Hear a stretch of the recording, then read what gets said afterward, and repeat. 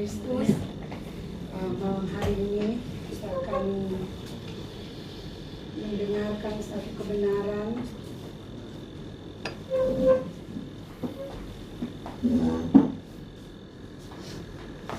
yang saya akan bawakan dengan saya memberikan judul yaitu hak waris kerajaan kekal.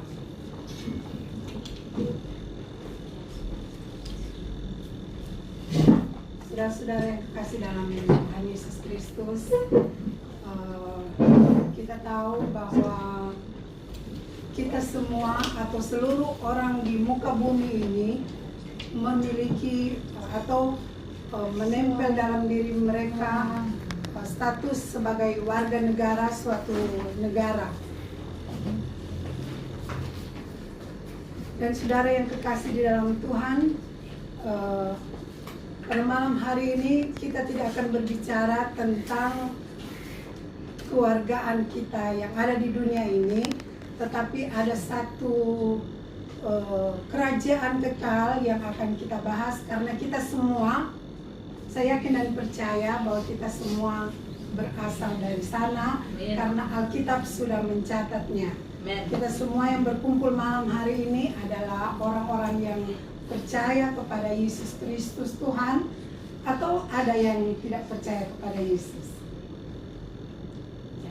Jadi semua kita malam hari ini percaya, dan saya tidak akan bicara tentang orang yang tidak percaya, tetapi kita ini akan berbicara tentang suatu hak waris kerajaan yang sudah dijanjikan oleh Bapa yang kekal, yaitu Yesus Kristus Tuhan, bagi setiap anak-anaknya.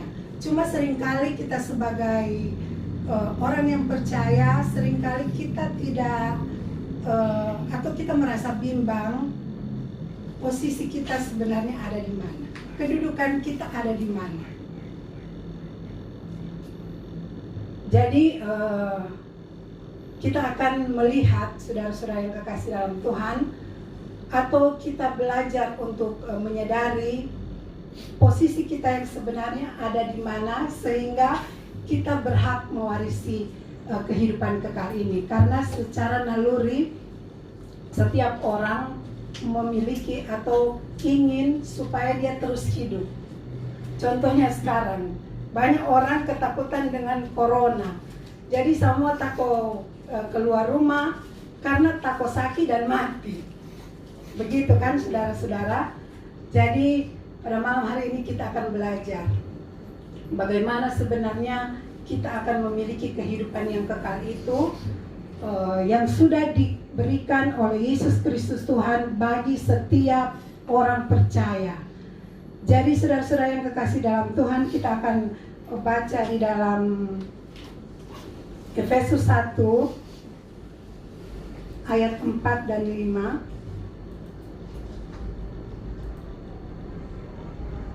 Sebab di dalam Dia Allah telah memilih kita sebelum dunia dijadikan, supaya kita kudus dan tak bercacat di hadapannya.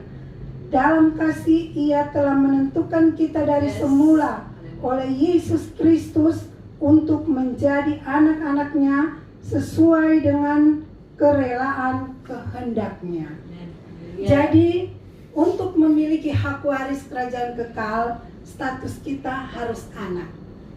Karena hanya anak yang boleh mewarisi sesuatu yang dari Bapa. Dan kita tahu semua bahwa kita adalah, Yesus Kristus itu adalah Bapa kita. Jadi kita harus menyadari, saya yakin dan percaya kita semua ini anak. Cuma seringkali kita tidak menyadari bahwa status kita ini anak. Sama dengan cerita tentang anak yang hilang. Bukan cuma anak yang bungsu yang hilang, tetapi anak yang tua, yang sulung pun sebenarnya dia terhilang. Walaupun dia ada bersama-sama dengan Bapa, tetapi dia tidak mempergunakan haknya sebagai anak. Jadi bapaknya sampai katakan bahwa, nak, semua kita punya, ngana punya. Seharusnya dia mempergunakan itu. Tapi saya tidak akan membahas tentang anak yang hilang, saudara. Jadi kita kembali lagi bahwa kita harus tahu posisi kita sebagai anak-anak Yesus Kristus yang berhak mewarisi kerajaan surga. Tetapi bukan hanya di situ, bukan cuma kita mau bangga bahwa kita memiliki kerajaan surga itu, karena ada proses yang Tuhan ingin kita lakukan.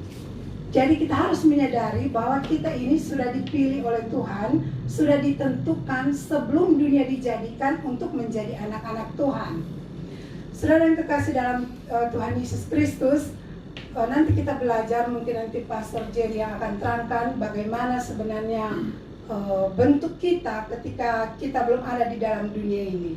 Jadi garis besarnya kita dalam bentuk roh, kita sudah ada bersama-sama dengan Yesus di surga. Dan saudara yang kekasih dalam Tuhan, ketika kita berada di dalam dunia ini, kita katakan kita semua sudah mati karena dosa. Jadi kita perlu hidup untuk melakukan kehendak Tuhan di dalam dunia ini, dan dengan kehendak Tuhan ini kita layak untuk menerima warisan, yaitu hidup kekal bersama dengan Yesus. Saudara-saudara yang kasih dalam Tuhan, karena kita sangat berharga, kita tahu bahwa sebagai kebanyakan dari orang ini orang tua kan. Mungkin kalau dia anak, dia belum merasa bagaimana sih rasanya jadi orang tua. Sebagai orang tua, saya pribadi sebagai orang tua, tapi anak cuma satu. Dan menurut saya dan perasaan saya, pikiran saya, seluruh hidup saya, anak ini sangat berharga bagi saya. Apapun saya dan kami berdua orang tua ingin melakukan supaya anak ini berhasil, supaya anak ini kalau boleh hidupnya lebih layak daripada orang tuanya. Dan sampai hal yang kecil, saya ingin katakan bahwa seringkali suami saya katakan, dia kok boleh baking, kayak mana yang mesti baking. Seringkali begitu, saya tahu ibu-ibu pun demikian ya. Sampai hal-hal yang kecil, saudara. Kalau boleh dia jangan sampai susah. Begitu, saudara ya. Dan saya yakin dan percaya saya tidak lebih baik dari Bapa di surga. Bapa di surga itu adalah Bapa yang penuh kasih, yang kasihnya melimpah, tidak terukur, dalamnya, tingginya, luasnya, hyper grace, tidak bisa diukur. Dan saudara yang kekasih di dalam Tuhan, dia menganggap kita sebagai anak-anak yang sangat berharga. Apapun ingin dia lakukan agar kita boleh bersama-sama dengan dia. Tetapi dia bukan Bapa yang lemah. Seringkali orang tua, kadang-kadang orang lemah, ikut akak anaknya mau. Padahal mungkin tidak benar ya. Tetapi Bapa kita di surga, dia adalah Bapa yang maha benar, yang sumber kebenaran ada padanya. Dan dia mau supaya kita menjadi anak-anak yang kita katakan bukan anak-anak gampangan, tetapi anak-anak yang membanggakan. Kalau boleh sama Deng, Tuhan bangga terhadap Ayub, sehingga dia boleh bersombong akang Pak Iblis. Jadi saudara-saudara yang kekasih dalam Tuhan, kita harus menyadari bahwa di mata Tuhan Yesus kita adalah anak-anak yang sangat berharga. Sehingga karena kita sangat berharga, maka dia memproteksi kita. Cara dia memproteksi kita yaitu dia menebus kita pertama, dia membenarkan kita, dia menguduskan kita, bahkan memeteraikan kita sebagai tanda miliknya. Jadi kita bisa bayangkan apalagi yang kurang. Seringkali sebagai anak-anak Tuhan, kita seringkali meremehkan kekuatan kasih Tuhan. Karena sama sekarang kan lagi marak di Facebook yang seringkali orang seringkali katakan, kalau statement saya katakan bahwa sekali selamat tetap selamat, orang marah. Bagaimana dengan kalau baking dosa? Apakah Tuhan itu tidak sanggup untuk mendidik kita, untuk mengembalikan kita ke jalan yang benar?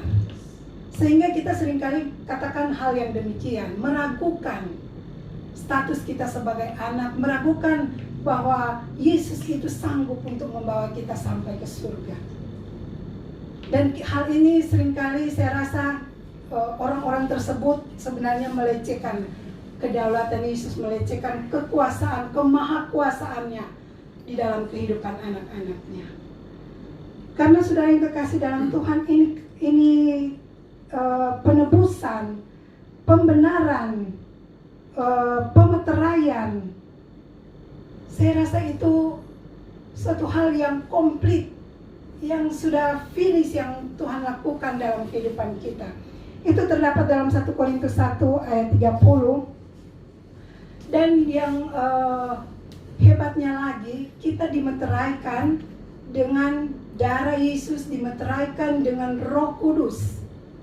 Roh Kudus itu adalah jaminan supaya kita bisa memperoleh semua janji Tuhan, supaya kita bisa memperoleh janji keselamatan yang Dia janjikan dalam kehidupan kita anak-anak Tuhan. Saudara yang kekasih dalam Tuhan, di dalam kita boleh baca itu di dalam 2 Korintus 1 ayat 22. Kalau boleh ada satu orang yang baca, atau kita baca ramai-ramai. 2 Korintus 1 ayat 22.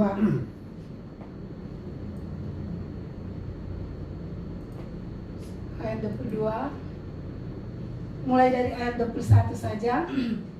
Sebab Dia yang telah meneguhkan kami bersama-sama dengan kamu di dalam Kristus adalah Allah yang telah mengurapi, memeteraikan tanda miliknya atas kita, dan yang memberikan Roh Kudus di dalam hati kita sebagai jaminan dari semua yang telah disediakan untuk kita. Ayat yang sama juga ada di dalam Efesus 1 ayat 14. Kita akan baca bersama-sama. Efesus 1 ayat 14. 1, 2, 3. Dan Roh Kudus itu adalah jaminan bagian kita sampai kita memperoleh seluruhnya, yaitu penebusan yang menjadikan kita milik Allah untuk memuji kemuliaan-Nya. Saudara yang kekasih dalam Tuhan, Roh Kudus itu adalah Roh Yesus sendiri. Kita sudah belajar yang ada di dalam kita. Sehingga apapun yang kita lakukan, Yesus ada bersama dengan kita. Dan saudara yang kekasih di dalam Tuhan, kemudian untuk menjadi anak-anak Tuhan yang dewasa rohani, kita harus diproses. Proses ini seringkali yang kita seringkali tolak, saudara. Karena proses ini seringkali secara daging menyakitkan. Mulai dari mengalami penderitaan. Mengalami penderitaan, hal ini bukan berarti tidak ada faedahnya. Tetapi ketika kita menderita, mengalami penderitaan karena Yesus, maka kita dibuatnya menjadi berani. Di dalam Filipi 1 ayat 14, kita lihat Filipi 1 ayat 14. Ini tentang Rasul Paulus, yang surat Rasul Paulus kepada jemaat yang ada di Filipi. Ketika dia berada di dalam penjara di Roma, dia mengirimkan surat ini, dan dia adalah salah satu rasul yang banyak sekali menderita karena pelayanan. Dan ayat 14 dia katakan, dan kebanyakan saudara dalam Tuhan telah beroleh kepercayaan karena pemenjaraanku, untuk bertambah berani berkata-kata tentang firman Allah dengan tidak takut. Amin. Saudara yang kekasih di dalam Tuhan, karena dia dipenjarakan, kalau mau pikirkan, kalau orang pimpinan sampai hilang dalam komunitas orang, dong bilang sama dengan anak ayam kehilangan induk, kocar kacir semua takut.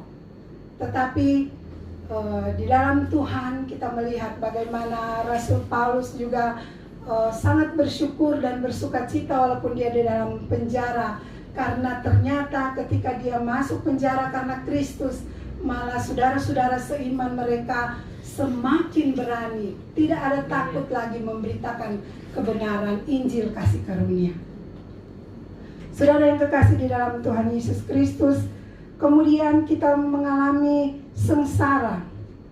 Kesengsaraan ini menimbulkan ketekunan. Di dalam Roma 5 ayat 3, kita tahu semua ketekunan itu memperoleh pengharapan, ditambahkan pengharapan, dan seterusnya.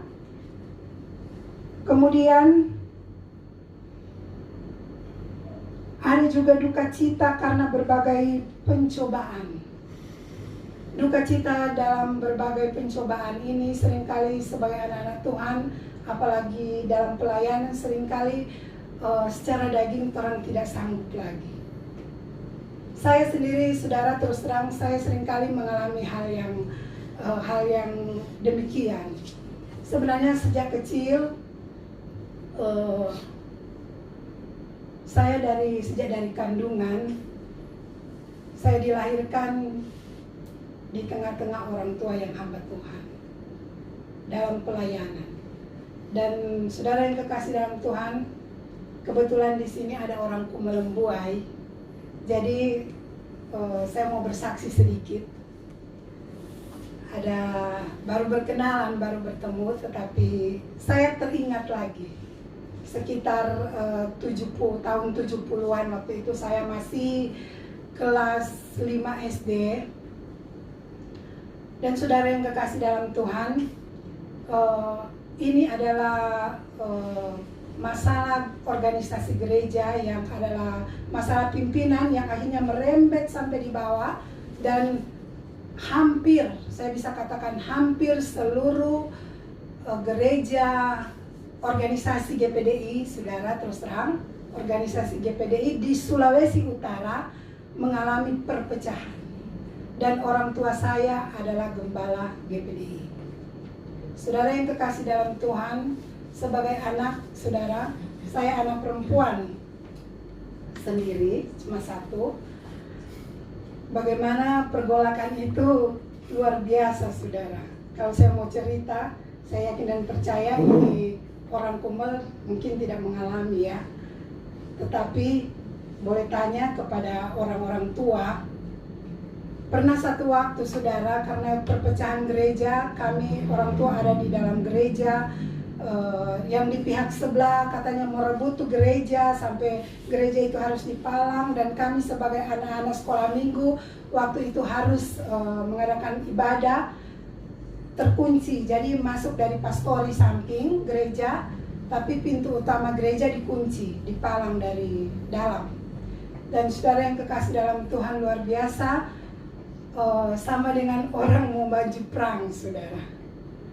Tuh konvoi dari pihak sebelah, dia datang, saudara yang kekasih dalam Tuhan, serbu tuh gereja. Ada yang naik loncat, sampai perempuan, saudara, loncat dari jendela, orang dobrak tuh gereja, pintu utama. Dan kami anak-anak sekolah minggu kocar kacir. Saya kemudian karena panik dan bla bla, sudah tahu bagaimana, saudara. Saya tahu saya dilarikan di satu tetangga, kira-kira 3 rumah dari gereja. Saya dilarikan di situ. Terus di pihak orang tua saya di dalam kamar berdoa, dan jemaat yang di luar seperti pagar, saudara. Mereka tidak kasih masuk yang lain, yang di pihak sebelah masuk di pastori, tetapi di dalam gereja sesama dengan perang, saudara. Kakak ade baku siku, yang satu menyanyi A, yang lain menyanyi B, kacau sekali, saudara. Gereja ini menjadi tontonan. Dan saudara-saudara, karena hal ini, karena masalah ini, saya menjadi trauma. Karena waktu itu, saudara, terus terang, saya dan adik saya waktu itu di sekolah pun mesti dikawal sama dengan anak presiden. Tidak boleh jajan, karena takut jajan dikasih racun. Sampai segitu, saudara, anak-anak Tuhan. Saudara yang kekasih dalam Tuhan, tapi bukan itu intinya. Saya ingin katakan, dengan peristiwa ini, saya sangat bersyukur. Waktu itu saya menjadi trauma, sampai saya tidak mau terus terang saya tidak mau kawin dengan hamba Tuhan. Yang namanya hamba Tuhan saya tidak mau. Karena masalah ini, saudara. Dan yang lebih miris, saudara, sementara pergolakan gereja ini, ayah saya meninggal 15 Januari 1979. Hal itu sangat menyakitkan sebenarnya, sangat menyakitkan. Tetapi di balik itu semua, saya sangat bersyukur kepada saudara-saudara yang ada di pihak sebelah. Saya sangat-sangat bersyukur mengalami hal ini. Nanti sekarang baru saya menyadari maksud Tuhan, supaya Tuhan memberikan saya kekuatan untuk menghadapi masa ini juga. Saudara yang kekasih, saudara sudah tahu semua. Jadi untuk mengalami masa ini, Tuhan sudah mempersiapkan saya untuk menjadi istri Jerry Elim. Tapi terus terang, saudara, waktu itu saya kawin, dia bukan hamba Tuhan, dia bukan pendeta. Untung. Jadi saudara yang dikasih dalam Tuhan, saya memang berdoa. Dan saya katakan bahwa Tuhan itu luar biasa. Tuhan itu luar biasa. Ibu saya berdoa supaya kami berempat kakak beradik jadi hamba Tuhan. Dan benar, hamba-hamba ini jadi hamba Tuhan.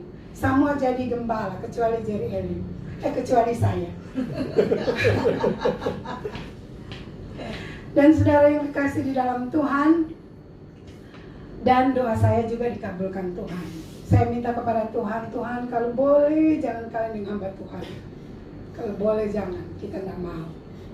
Dan Tuhan mengabulkan semuanya. Ketika kami menikah, akhirnya dia terpanggil juga. Dia terpanggil juga menjadi hamba Tuhan. Maka doa ibu kami terkabul. Tuhan itu luar biasa, saudara. Apakah ini bukan bukti bahwa dia berdaulat atas kehidupan anak-anaknya? Ketika penderitaan, cobaan, masalah, ketika itu menimpa kehidupan kita, kita seringkali berteriak, tidak sanggup. Mengapa ini Tuhan? Kenapa ini? Kenapa kita sejadi begini? Kita tidak tahu bahwa itu adalah proses Tuhan. Mungkin satu waktu di masa mendatang kita menghadapi sesuatu masalah yang ketika kita alami ini, oh iya, kita sudah bisa mengatasi ini karena Tuhan memberikan kita hikmat caranya mengatasi bagaimana. Saudara yang kekasih dalam Tuhan, saya ingin katakan dalam rumah tangga, saya dan suami saya seringkali bentrok, saudara. Seringkali bentrok. Dan saudara yang kekasih dalam Tuhan, saya juga sangat bersyukur. Bukan berarti saya tidak menyadari, karena masalah yang sudah saya alami, Tuhan kasih itu pengertian dalam kehidupan saya, bahwa prosesnya harus begini-begini. Dan ketika bentrok dengan suami, bukan berarti saya tidak tahu. Saya menyadari, saudara. Cuma ego ini dan bilang masih daging, seringkali hal itu yang bikin seringkali jadi heboh begitu, saudara. Tapi saudara yang kekasih dalam Tuhan, hikmat yang saya dapat, kalau saya tidak mengalami masalah dengan suami saya tidak bentrok dengan suami saya juga tidak akan, ketika ada teman-teman, saudara-saudara yang menghadapi masalah dengan rumah tangga mereka dan mereka mau menceritakan hal itu kepada saya blank kalau saya tidak tahu, kalau saya tidak mengalami hal itu. Benar tidak, saudara? Orang mesti mengalami itu dulu, orang harus mengalami itu, baru orang bisa memberikan solusi kepada orang lain. Bagaimana orang mengerti?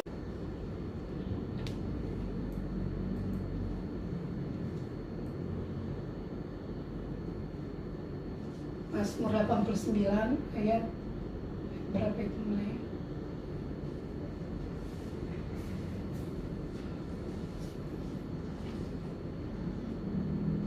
Jadi gada yang biasa Mazmur bilang melindungi orang jangan sampai keluar, gada itu yang akan pukul orang. Kalau orang nakal, ayat berapa ini? Ayat 31. Orang baca rame-rame. Jika anak-anaknya meninggalkan Tauratku dan mereka tidak hidup menurut hukumku, Jika ketetapanku mereka langgar dan tidak berpegang pada perintah-perintahku, maka aku akan membalas pelanggaran mereka dengan gada dan kesalahan mereka dengan pukulan-pukulan. Ayat 34, tetapi kasih setiaku tidak akan kujauhkan daripadanya, dan aku tidak akan berlaku curang dalam hal kesetiaanku. No, kalau mau dibilang kalau bikin dosa, no rasa akan Tuhan pukul. Coba aja. Begitu stokang. DP contoh yang paling gampang yang Tuhan berikan dalam kehidupan orang adalah dalam lingkungan keluarga. Seorang ayah, dia akan mendidik anaknya dengan baik. Alkitab juga mencatat hal itu.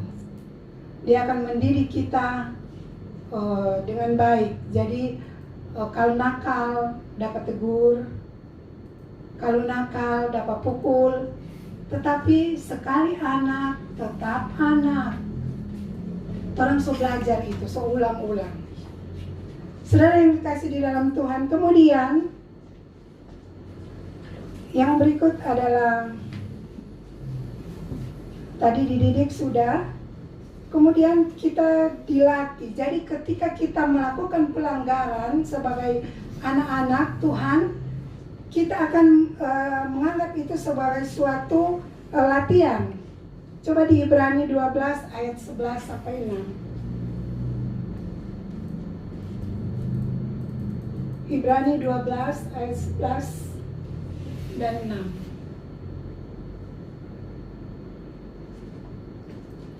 6 dan 11. 6 dulu, ayat 6 kita baca.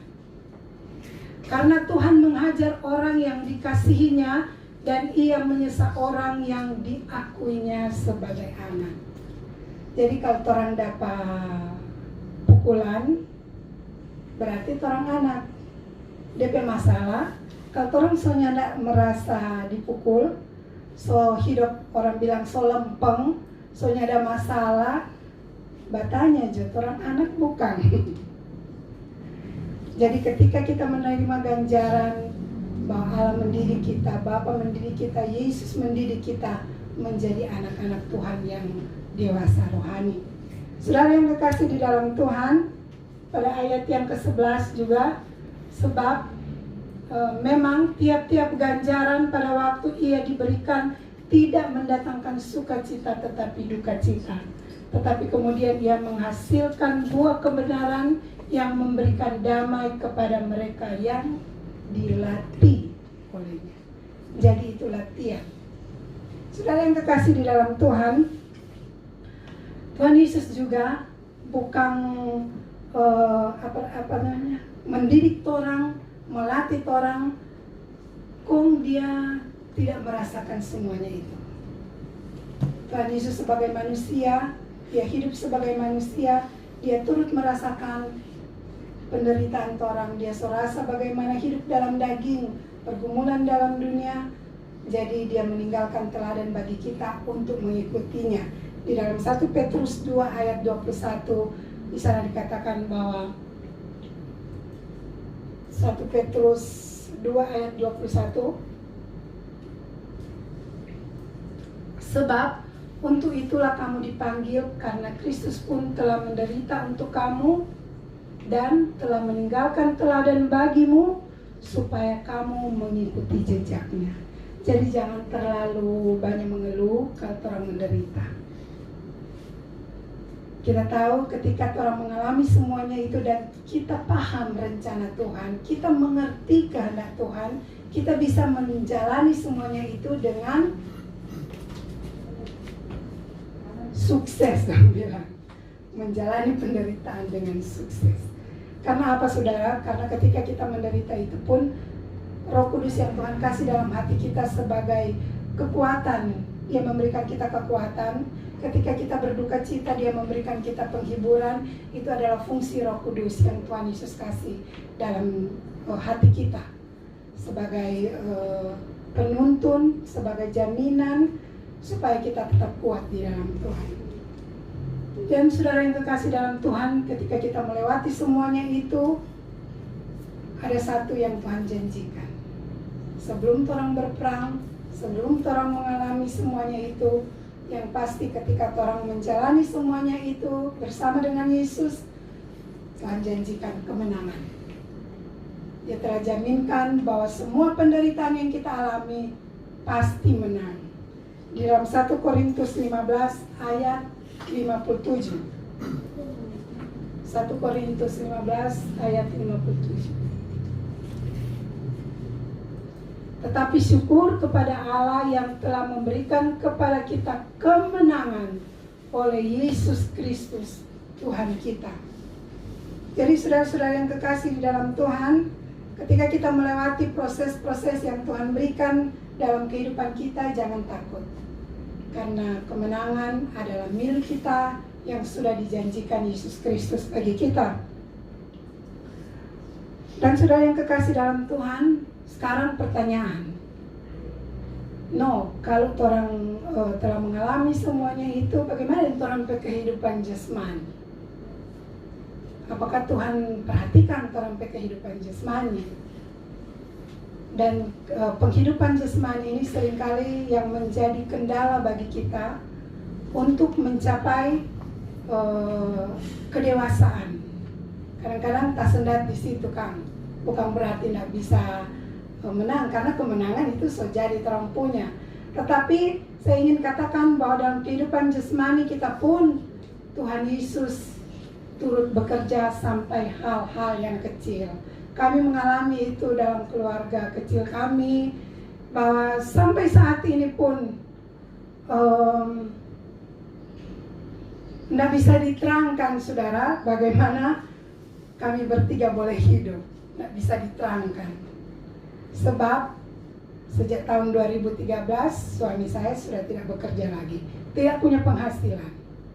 Tetapi kalau kami hidup sampai saat ini, kami masih boleh bernafas, semua karena anugerah Tuhan.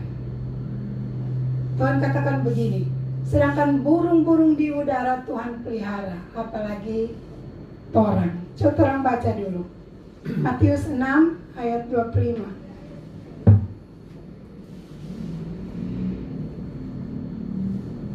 Matius 6 ayat 25.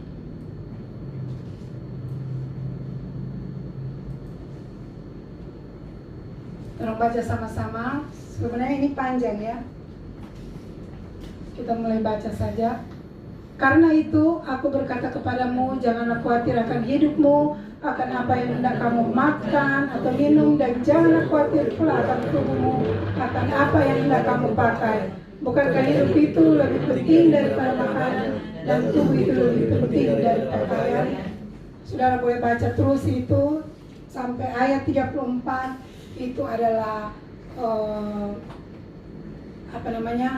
solusi yang Tuhan Yesus berikan bagi kita sebagai anak-anak Tuhan. Secara jasmani Tuhan memelihara kita.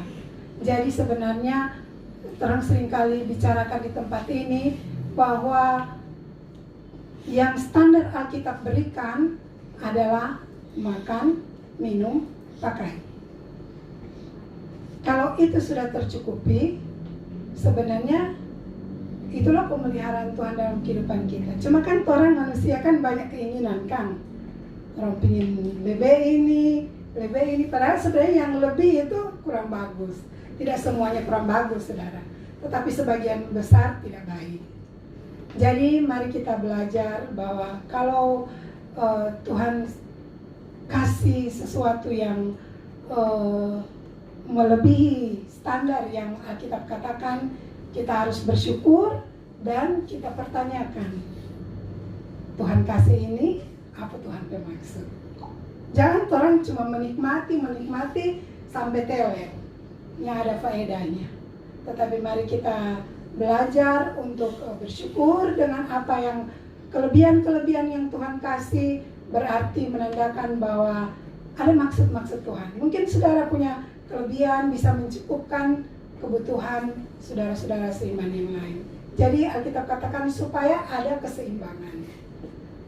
Dan saudara-saudara yang terkasih dalam Tuhan, kita sudah belajar bahwa dalam proses dan dalam kehidupan jasmani, Yesus Kristus Tuhan turut bekerja di dalamnya. Dia berdaulat penuh dalam kehidupan kita anak-anak Tuhan. Dan sekarang seperti slogan kita, kami berguna dan berharga bagi Yesus Kristus. Apa guna kita? Apakah kita telah berguna bagi Yesus Kristus? Dalam satu komunitas seperti Torang ini, Torang berkumpul di tempat ini, bukan cuma datang mendengar, kemudian Torang menikmati sendiri, tidak saudara. Tetapi ketika Torang berkumpul di dalam tempat ini, yang satu punya masalah, mari Torang sama-sama memberikan solusi. Jadi kita saling menguatkan satu dengan yang lain dalam satu persekutuan, saling membangun seperti tubuh Kristus. Dan sudah yang kekasih dalam Tuhan, saya juga seringkali belajar untuk tentang tubuh Kristus ini, bahwa Yesus adalah kepala gereja dan Torang ini adalah anggota-anggota tubuh, adalah anak-anak Tuhan yang memiliki fungsi masing-masing. Tangan memiliki fungsinya, kaki, mata, telinga, kulit, perasa. Dan saudara yang kekasih dalam Tuhan, saudara tahu yang kontrol satu, kepala, saraf. Kalau orang terantuk dan luka tuh kaki, otomatis refleks tuh tangan bantu, puru toh. Jadi Tuhan Yesus ingin kita belajar bahwa sebagai tubuh Kristus, mari orang saling membantu, mari orang saling menopang, mari orang saling menguatkan dengan apa yang Tuhan kasih kepada kita. Sebab kita masing-masing ketika kita diangkat anak oleh Tuhan, kita diberikan karunia-karunia, harta rohani yang Tuhan berikan dalam kehidupan kita untuk membangun jemaat, untuk saling menopang satu dengan yang lain. Dan saudara yang kekasih dalam Tuhan, semua kontrolnya saraf, kontrolnya kepala. Yesus adalah kepala gereja. Jadi saudara yang kekasih dalam Tuhan, mari kita pergunakan karunia-karunia yang Tuhan berikan dalam kehidupan kita untuk melengkapi jemaat Tuhan. Jadi saudara yang kekasih dalam Tuhan, yang terakhir, ketika kita melakukan semua yang sudah kita jabarkan tadi tentang proses Tuhan, tentang bagaimana kita berguna dan berharga di mata Tuhan, maka kita menyadari bahwa kita berhak. Kita berhak. Kita katakan bahwa kita berhak untuk memiliki kerajaan surga. Karena kita adalah anak-anak Yesus Kristus yang berharga dan berguna. Saudara yang kekasih dalam Tuhan, ada satu ayat lagi yang saya ingin katakan kepada saudara, bahwa di dalam Kristus, di dalam Tuhan, kerajaan surga itu telah kita miliki. Sebab kunci kerajaan surga sudah diberikan bagi kita. Di dalam Matius 16 ayat 19. Matius 16 ayat 19. Kita baca bersama-sama. 2, 3. Kepadamu akan kuberikan kunci kerajaan surga. Apa yang kau ikat di dunia ini akan terikat di surga, dan apa yang kau lepaskan di dunia ini akan terlepas di surga. Tuhan Yesus memberkati. Salam Hyper Grace.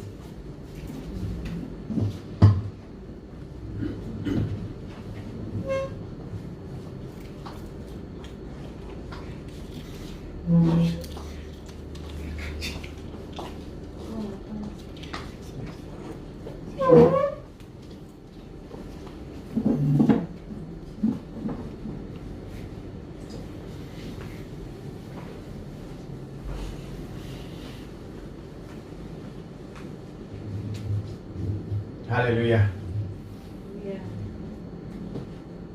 Ini mungkin karena ketakutan virus corona sampai haleluya hilang. Haleluya. Haleluya. Katanya mengucap syukur dalam segala perkara. Ya kan, orang ini terintimidasi dengan berita menakutkan, dan memang itulah Bu Pantekosta, memang zaman sekarang berjaga-jagalah karena ada virus corona. Ya. Sebelum saya lanjut ya, ini luar biasa penjelasan dari ini Ibu Elim ya.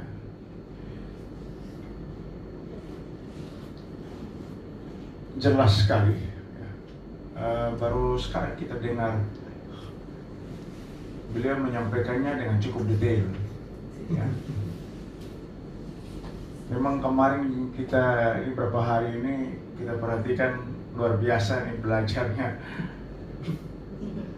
Luar biasa ya, memang harus belajar ya. Kalau mau melayani mesti belajar. Jangan diktator ya. Tidak boleh, mesti ada persiapan. Oke, sebelum saya lanjut saya menyapa dulu untuk Brother Andre Lahama yang baru kemarin berduka.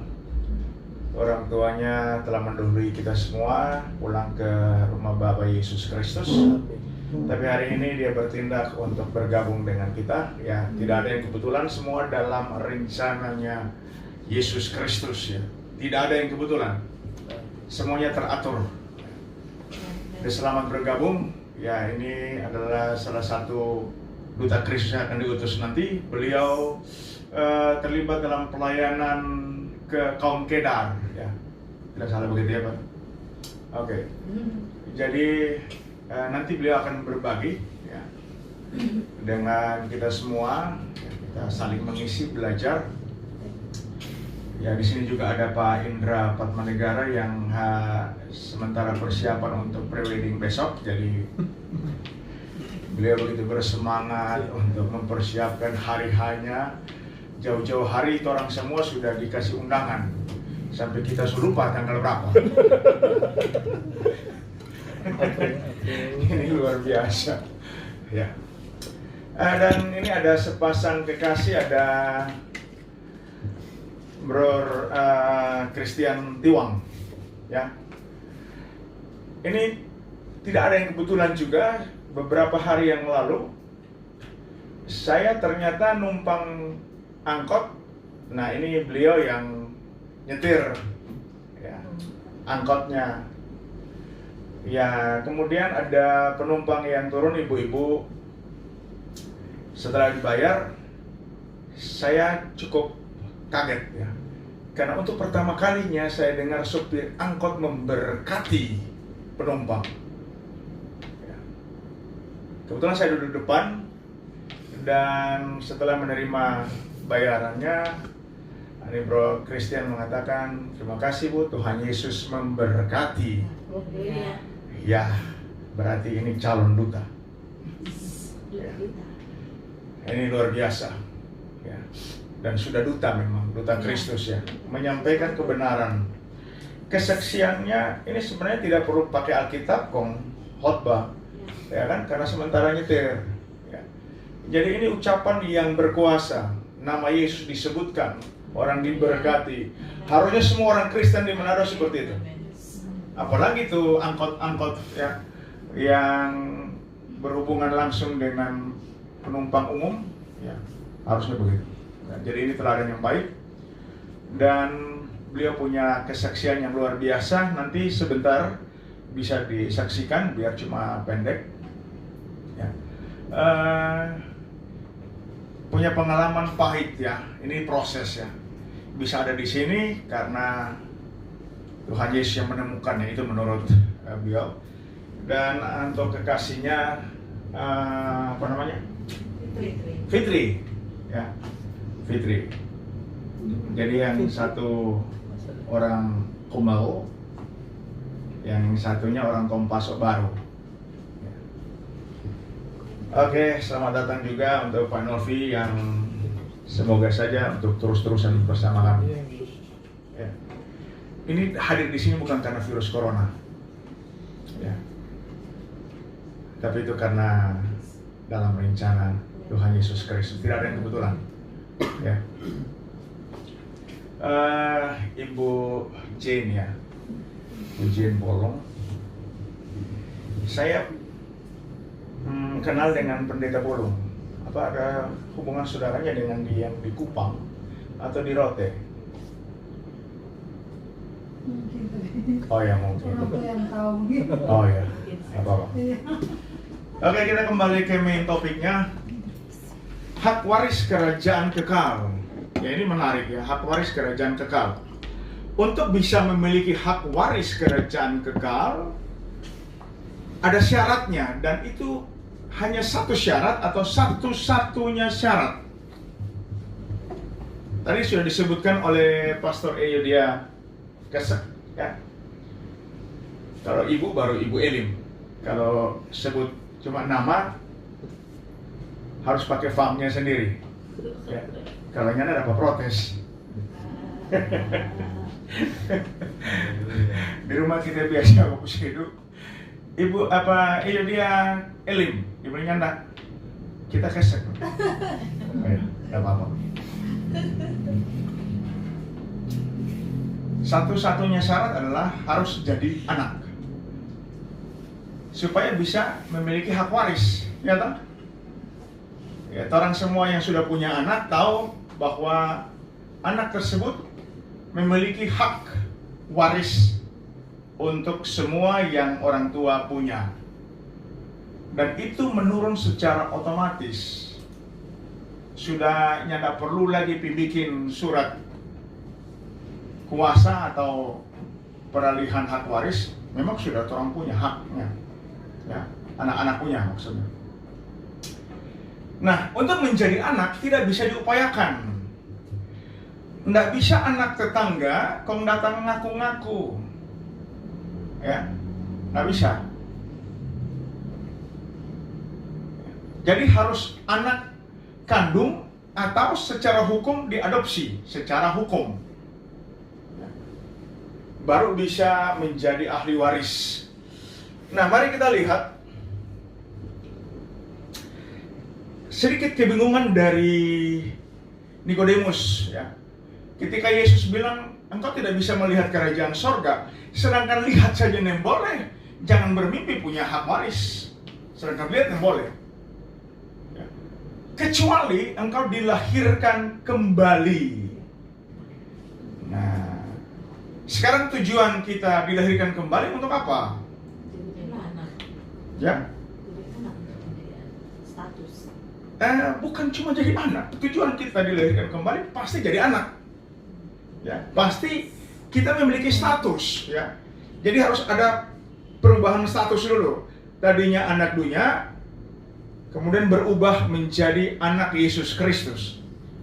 Nah, kalau sudah dilahirkan kembali, sudah pasti kita menjadi anak. Tujuannya apa?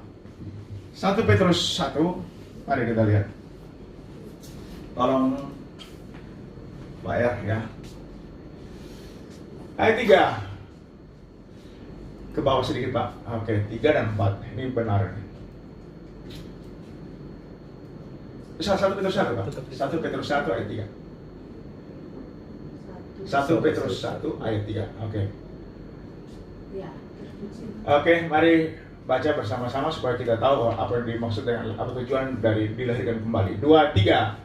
Terpujilah Allah dan Bapa Tuhan kita Yesus Kristus, yang karena rahmat-Nya yang besar telah melahirkan kita kembali oleh kebangkitan Yesus Kristus dari antara orang mati kepada suatu hidup yang penuh pengharapan, untuk menerima suatu bagian yang tidak dapat binasa, yang tidak dapat samar, dan yang tidak dapat layu, yang tersimpan di sorga bagi kamu. Itu tujuan kita dilahirkan kembali. Jelaskan.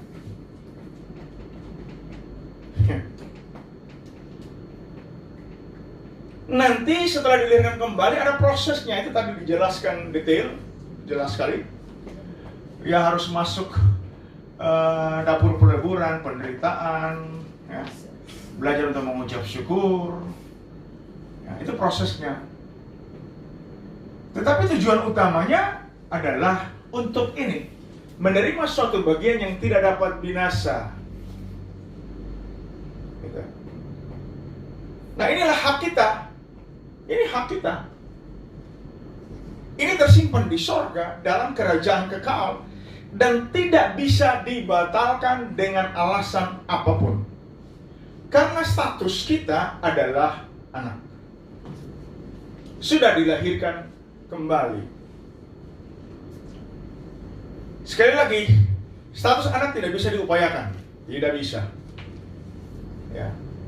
Status anak itu adalah anugerah. Dalam Efesus 1 ayat 5, kalau kita lihat, pindah ke ini Pak, ke Esword. Yang satu ya. Ini dia. Alkitab mengatakan dalam kasih ia telah menentukan kita dari semula. Kalau saudara bisa baca di sini ada tulisan di sini proorisas. Ya dalam bahasa Inggrisnya yang umum disebutkan adalah predestinate atau predestination. Banyak orang alergi. Ditentukan sejak semula dari kekekalan. Tuhan telah memilih kita dari kekekalan, ayat 4-nya. Ini bukan sekedar dalam alam pikiran pemilihannya. Tidak. Kita memang sudah ada dalam kekekalan. Dalam pelajaran antropologi Kristen, manusia adalah roh yang menempati tubuh. Malaikat tidak demikian. Malaikat hanya makhluk roh. Ya, makanya tidak bergender, tidak punya alat repro. So itu malaikat tidak bisa nikah punya keturunan. Nah, gitu lah. Kalau malaikat punya keturunan, ramai dong. Ya. Kemudian malaikat juga tidak bisa bersetubuh dengan manusia. Itu hanya cerita dongeng saja kalau ada sama dengan Hercules hasil nikah perkawinan silang antara Zeus, ya dewa dengan manusia, itu cerita hayalan. Ya. Tapi menurut Alkitab, manusia adalah roh yang menempati tubuh. So itu kalau orang Kristen mati, dengan iman dia berkata, pulang ke rumah Bapa. Ya kan? Bukan pasiar ke rumah Bapa. Pulang ke rumah berarti orang ada dari sana dulu. Ya. Sehingga Paulus mengungkapkannya, Efesus 1 ayat 4, di dalam dia kamu telah dipilih sebelum dunia dijadikan. 2 Timotius 1 ayat 9, sebelum permulaan zaman kamu telah dipilih. Ya. Jadi Tuhan melakukan hal yang logik. Ya. Banyak orang berpikir bahwa pemilihan Tuhan dalam alam pikiran saja, merupakan seperti idenya saja, baru gagasan saja. Nah, dia tidak memilih dalam gagasan, dalam idenya. Dia memilih sesuatu yang real, ada di hadapannya. Orang sudah ada di sana. Believe it or not, up to you. Saya sih yes. Ya. Yes. Di dalam dia Allah telah memilih kita sebelum dunia dijadikan supaya kita kudus dan tak bercacat di hadapannya. Kemudian di ayat 5 menentukan kita dari semula untuk menjadi anak-anaknya. Nah, ayat ke-6 ini menjadi alasan bahwa status anak tidak bisa diupayakan. Kalau anak bisa diupayakan, maka tidak terpuji. Bisa tangkap? Ya. Ya.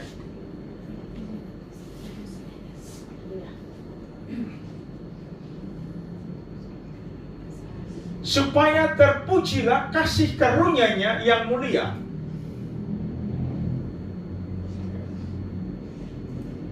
Jadi, walaupun ada orang yang dengar khotbah bertobat, ya, bukan berarti orang penginjil tidak boleh berkhotbah menyampaikan kebenaran. Kita petugas memang mesti kasih tahu. Ya, bro yang terlibat melayani di daerah-daerah rawan, bro petugas mesti kasih tahu. Ya. Bro Andre petugas mesti kasih tahu. Tapi kita hanya sekedar pemberita. Kita tidak bisa menarik orang datang, membuat orang bertobat. Gak bisa. Ya. Apalagi orang yang dari neraka, kon datang bersaksi bilang kita sudah dari neraka. Nggak ada berita pertobatan dari dalam neraka, nggak bisa. Nggak ada.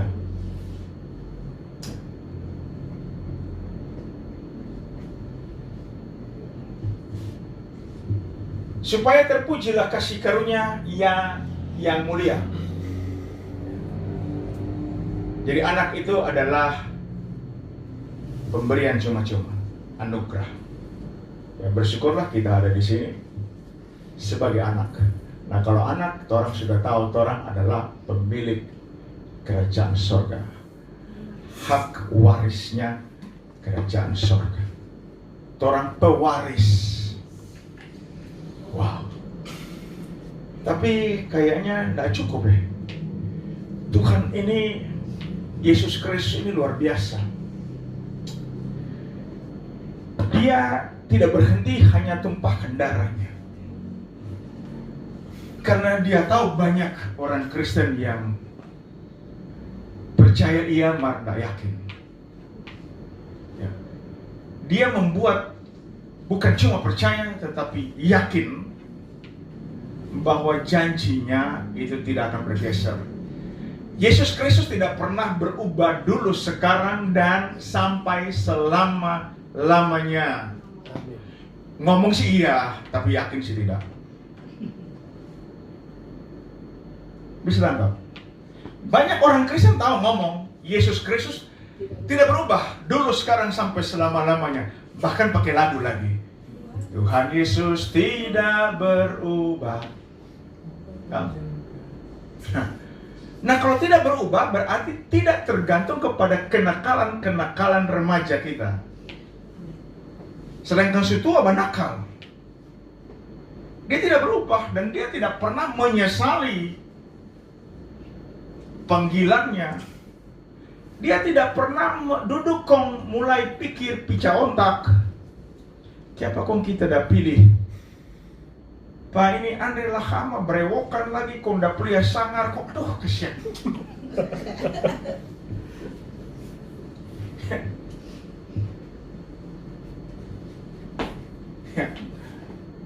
Nah, ini Bro Christian, ya ini intermezzo ya. Semoga Bro tidak tersinggung, karena kalau tersinggung tidak punya hak waris, Pak. Ya. Kalau ini Bro kan pakai tangan panjang, bagus sekali. Malah waktu kita lihat di atas mikro, ini full dengan gambar di sini dari ujung sini sampai ujung sini. Tuhan tidak pernah menyesal. Dia memilih Bro karena memang anaknya. Dia panggil karena dia punya anak. Mau bebas sembunyi di mana lah, di penjara mana? Ya. Karena anaknya. Nah, tidak cukup Yesus menyelamatkan kita. Dia memberikan jaminan. Makanya Paulus bilang, Yesus Kristus bukan ya dan tidak. Yesus Kristus yang kami beritakan bukan ya dan tidak, tapi hanya ada ya. Nah, karena Yesus Kristus adalah ya, maka dia melakukan proteksi yang sempurna terhadap anak-anaknya. Percaya? Ibu Jane percaya? Alhamdulillah.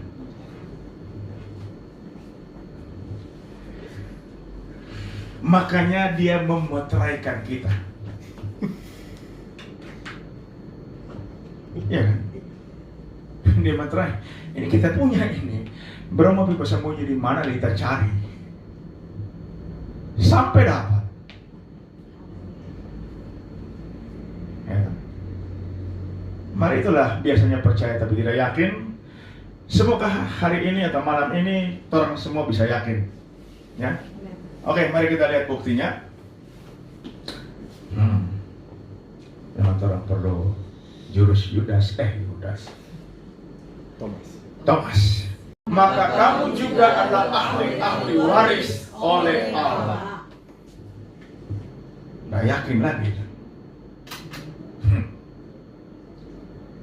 Dia sudah tumpahkan darahnya untuk melahirkan kita kembali. Ya. Jadi kita bukan anak-anak Abraham, kita anak-anak Yesus Kristus.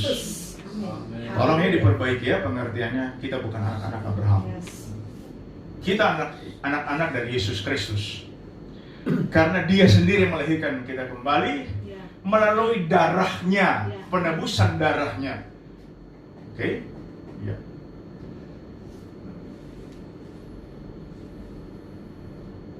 Bukan stop sampai di situ. Dia memeteraikan kita.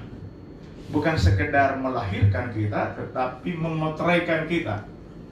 Pemeteraian ini menjadi jaminan bahwa kita pasti memiliki hak waris.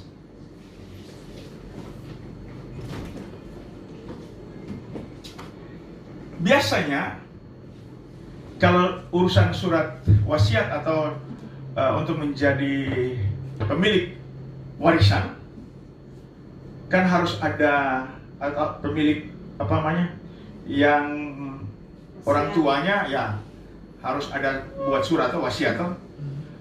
Untuk buat wasiat orang harus mati dulu, yang punya mati dulu toh. Nah, kita tanya nanti Pak Notaris sekarang. Nah, ini cocok dengan Alkitab. Yesus telah mati bagi kita supaya kita memiliki wasiatnya. Ya kan? Iya. Dia sekali jalan, dia melahirkan kita kembali, kemudian dia langsung bikin wasiatnya. Supaya kita bisa lahir kembali, dia mati. Supaya kita bisa menerima wasiat, dia mati. Cocok toh? Dia sekali jalan. Luar biasa. Makanya Alkitab mengatakan bahwa Yesus Kristus adalah ya dan amin. Dia meteraikan. Nah, tujuan tadi kita dilahirkan kembali adalah untuk memiliki tadi apa? Berapa ada poin dan? Aturan kembali jalan. 1 Petrus 1 ayat 4. Itu orang istimewa. Saking istimewa atau berharganya sampai terkadang orang tidak yakin.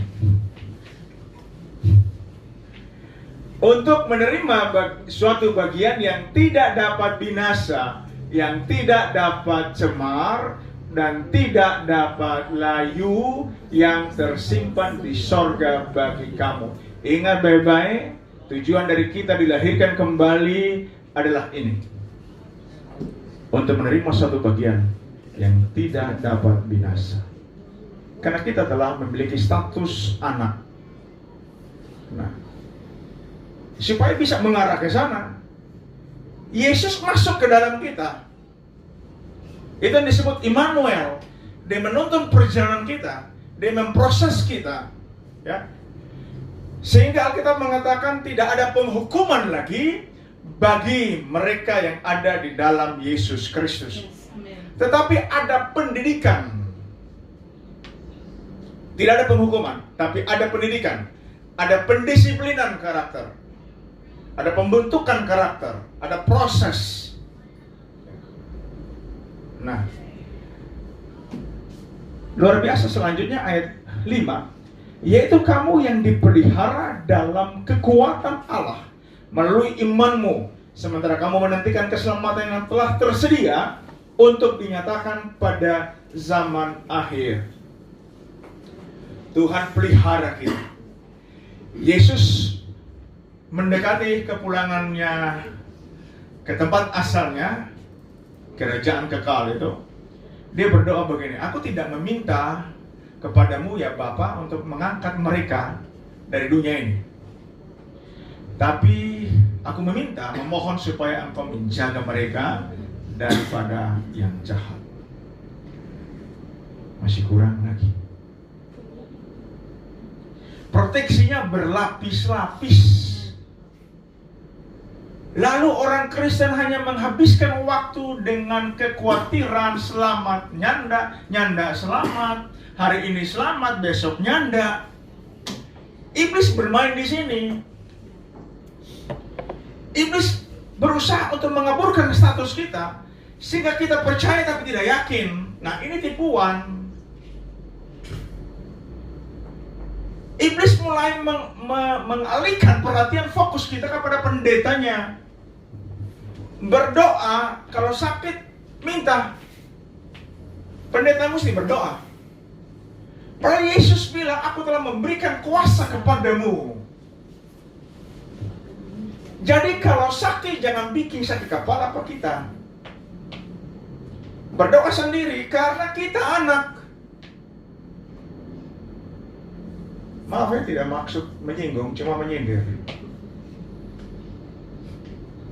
Ya, berdoa Jo.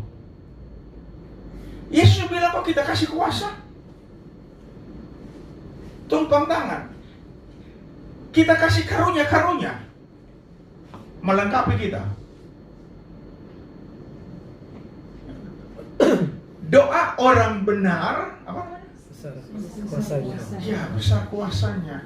Sudah jo cari itu pendeta lagi sedap mau tidur. Mbak Uni. Ya, pendeta mau pasiar. Jadi sudah jo cari pendeta.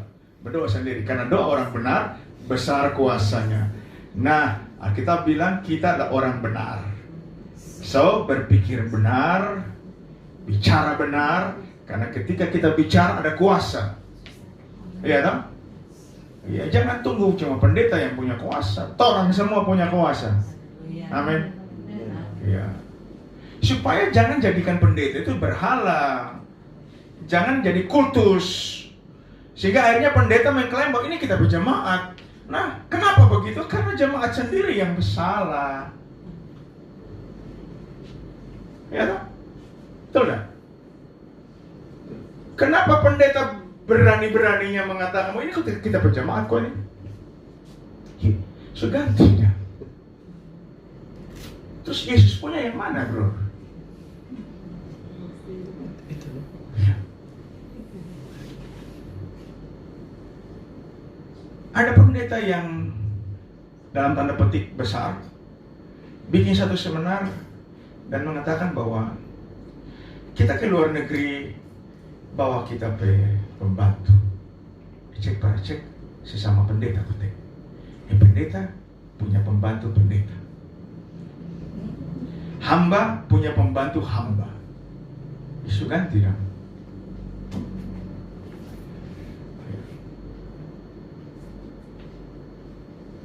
Nah ini yang perlu diluruskan gitu.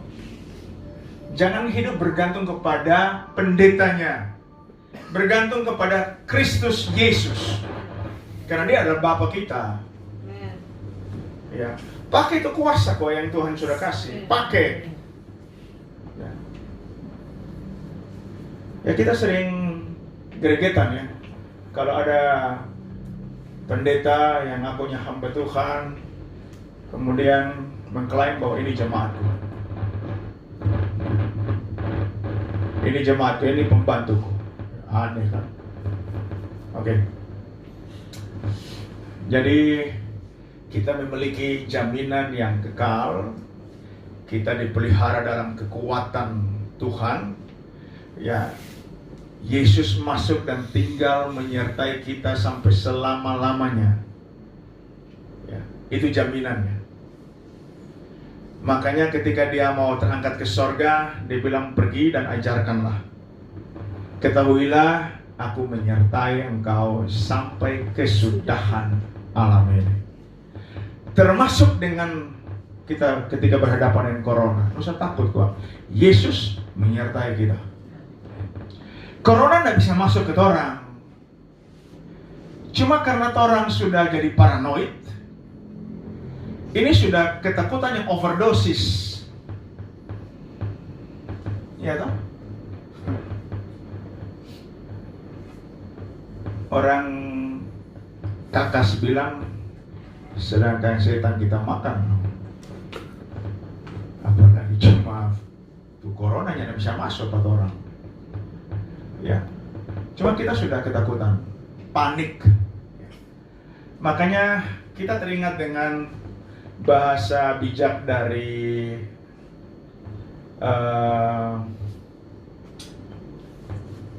kalau tidak salah Roosevelt, ya, FD Roosevelt. Tidak, di dalam dunia ini, dalam hidup ini tidak perlu takut, apapun tidak perlu takut, kecuali ketakutan itu sendiri. Nah, orang ini sudah masuk perangkap ketakutan. Ya, masa aku dapat kon boleh cipika-cipiki, kamu aku dapat kon cuma angkat ini pemain mata, sudah jadi dan semua jatuh tuh pendeta kasihan.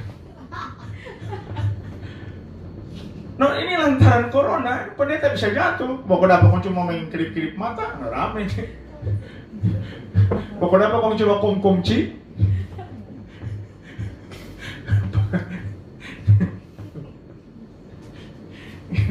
Gawat. Ya, bersyukurlah orang ada Herbalife, ada kasih minuman supaya orang sehat, susah takut. Jadi kalau kita dijamin punya hak waris kerajaan sorga, marilah kita hidup sebagaimana yang sebenarnya kita anak. Ya, sedangkan anak pala itu orang bosombong akan no. Ya, apalagi anak pemilik kehidupan, pencipta alam semesta. Itu orang mesti kasih tunjuk, itu orang punya otoritas. Orang diselamatkan untuk berguna bagi Yesus Kristus. Orang jadi duta-duta Kristus. Ya. Oke? Bisa tangkap? Ya, terpujilah Yesus Kristus, Bapa yang kekal, yang sudah menjadi atau memberi jaminan bagi kita. Ayat kunci sebelum kita berinteraksi. Pegang baik-baik ini dan jangan pernah bergeser. Yakobus 1 ayat 17. Kita senang sekali dengan ayat ini.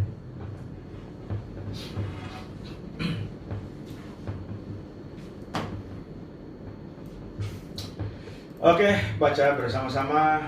2, 3.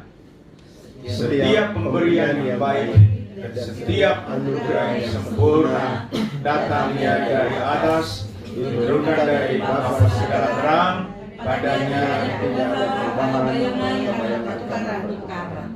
Luar biasa. Tidak ada perubahan. Sekali anak tetap anak. Sekali ahli waris tetap ahli waris. Tidak akan pernah berubah. Ya tak? Tambah satu lagi, Ibrani 13 ya.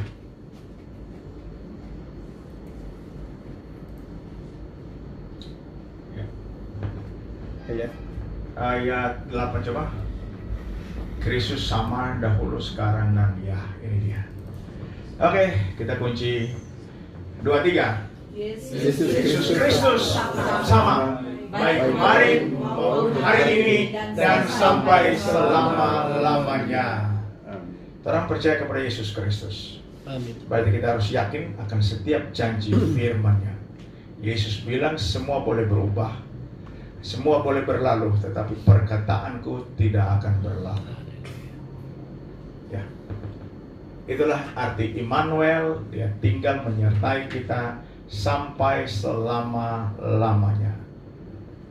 Kita adalah pewaris kerajaan sorga. Kita punya hak penuh masuk dalam kerajaan kekal.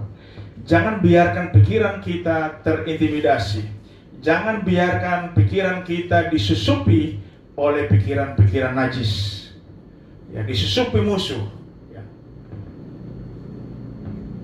Tuhan Yesus memberkati dan salam Hyper Grace. Dibukalah sesi interaksi, silakan.